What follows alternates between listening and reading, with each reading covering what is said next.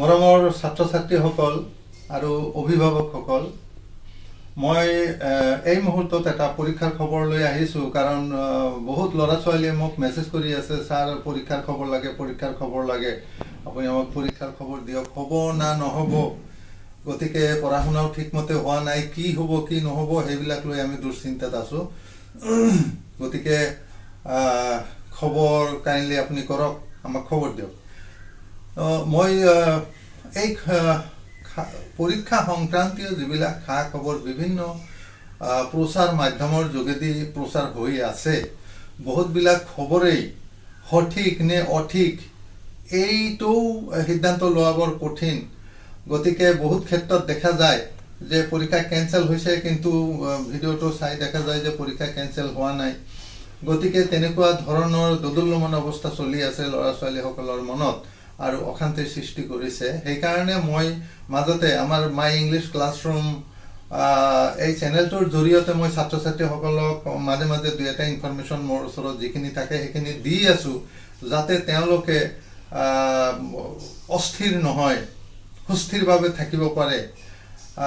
সেইটো কাৰণে মই আজি এটা খবৰ লৈ আহিছোঁ যে বিশেষকৈ হায়াৰ ছেকেণ্ডাৰী পৰীক্ষা আৰু HSLC পৰীক্ষা, ফাৰ্ষ্ট ইয়াৰ পৰীক্ষাটো ইতিমধ্যে পষ্টপন হৈছে। নেক্সট তাৰিখ ঘোষণা কৰালৈকে পষ্টপন কৰি ৰখা হৈছে, ফাইনেল সিদ্ধান্ত হোৱা নাই। তো higher secondary second year final পৰীক্ষা আৰু HSLC পৰীক্ষা কি হ'ব সেই লৈ ছাত্ৰ ছাত্ৰীসকলৰ মনত এটা দুশ্চিন্তা হৈছে। মই কওঁ যে HSLC পৰীক্ষা আৰু হায়াৰ ছেকেণ্ডাৰী ফাইনেল পৰীক্ষা এইটো কি হ'ব, দুয়োটা সেৱা আৰু আছে Assam higher secondary education council আৰু board of secondary education Assam, এই দুয়োটা বোৰ্ডে আলোচনা কৰি গভৰ্ণমেণ্টৰ লগত আলোচনা চলাই আছে, বিভিন্ন মহলৰ লগত আলোচনা চলাই আছে, পৰামৰ্শ কৰি আছে কি কৰিব পৰা যাব নাযাব সেই সম্পৰ্কে এতিয়ালৈকে সেই পৰামৰ্শ চলি আছে। মই আসাম হায়াৰ ছেকেণ্ডাৰী এডুকেশ্যন কাউন্সিলৰ যিটো ফাইনেল পৰীক্ষা সম্পৰ্কে সিদ্ধান্ত, সেইটো হৈছে মই ইয়াৰ আগতে কৈছিলোঁ যে তেওঁলোকে চৰকাৰলৈকে লিখিছে আৰু চৰকাৰে এই কথাটো বিবেচনা কৰি আছে। আৰু আসাম হায়াৰ ছেকেণ্ডাৰী এডুকেশ্যন কাউন্সিলৰ জৰিয়তে বিভিন্ন মহলত, শিক্ষাৰ লগত জড়িত থকা বিভিন্ন মহলক লিখিছে, চিঠি লিখিছে, তেওঁলোকৰ মতামত বিচাৰিছে যে এই পৰিপ্ৰেক্ষিতত, কোভিডৰ পৰিপ্ৰেক্ষিতত বৰ্তমান যিটো পৰিস্থিতি হৈছে সেই পৰিস্থিতি সাপেক্ষে আমি পৰীক্ষাটো কি কৰিব পাৰোঁ, পৰীক্ষাটো পিছুৱাই দিলে কি হ'ব, নে পৰীক্ষা পাতিলে কি হ'ব, নে পৰীক্ষাটো আমি বাতিল কৰিলে বা এইটো অনলাইন কৰিলে কি হ'ব, এই গোটেই কথাবিলাক আলোচনা কৰি বোৰ্ডক জনাবৰ, কাউন্সিলক জনাবৰ কাৰণে তেওঁলোকে ৰিকুৱেষ্ট কৰিছে, বিভিন্ন মহললৈ চিঠি লিখিছে। আৰু তোমালোকক কৈছোঁ ছাত্ৰ ছাত্ৰীসকলক যে তেনেকুৱা এটা পৰামৰ্শ মোৰ পৰাও বিচৰা হৈছে যে হায়াৰ ছেকেণ্ডাৰী ফাইনেল পৰীক্ষাটো কি কৰিব পৰা যায়, এতিয়া পষ্টপন কৰিম অনিৰ্দিষ্ট কাললৈকে, নে এইটো অনলাইন পৰীক্ষা পাতিম, নে এইটো একেবাৰে কেঞ্চেল কৰিম, নে কি কৰিম, মুঠতে মতামত বিচাৰিছে। অসম হায়াৰ ছেকেণ্ডাৰী অধ্যক্ষ মঞ্চ যিটো আছে, Assam higher secondary principal forum, সেই প্ৰিন্সিপাল ফৰামৰ যিজন ছেক্ৰেটাৰী, তেখেতে গোটেই প্ৰিন্সিপালবিলাকৰ, অসমৰ যিমান হায়াৰ ছেকেণ্ডাৰী আছে হায়াৰ ছেকেণ্ডাৰী প্ৰিন্সিপালৰ পৰা তেওঁৰ জৰিয়তে মতামত বিচৰা হৈছে যে তেওঁলোকে আজিৰ দিনৰ ভিতৰত মতামত দিব লাগে যে এই পৰীক্ষাটো কেনেকৈ পাতিব পৰা যাব। আজিৰ দিনৰ ভিতৰতে এই মতামতবিলাক গৈ আছে।